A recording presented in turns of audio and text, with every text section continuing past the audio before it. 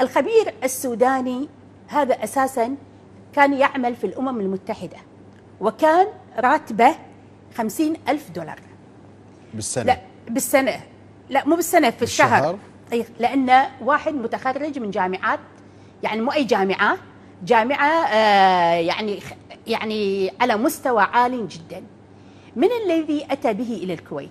الذي أتى به إلى الكويت الشيخ محمد صباح السالم الصباح، وكان صديق له عندما كان سفير في الولايات المتحدة.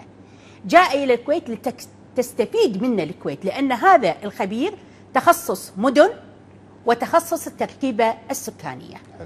عندما طبعا تقاعد من الأمم المتحدة أصبح راتب التقاعدي 20,000 دولار، يعني مو جاي يهبش مثل ما كان يتوقع البعض.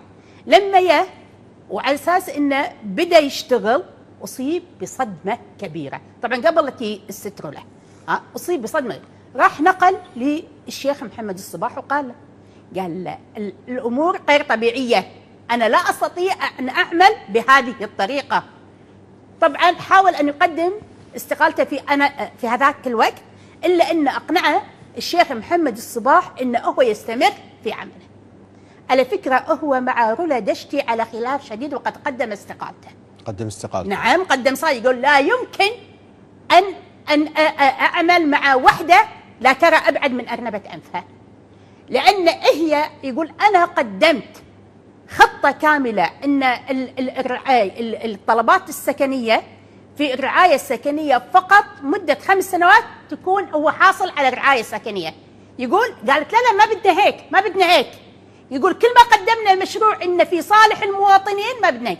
قلنا لها قدمنا لها دراسة، قلنا لها يجب من الآن حصر المواليد الذكور والإناث، حتى عند تخطيط المدن تعرفون ايش كثر تحتاجون إلى الطلبات السكنية أو المدن، كم وحدة سكنية في المدينة. لا لا لا ما بدنا هيك، ما بدنا هيك.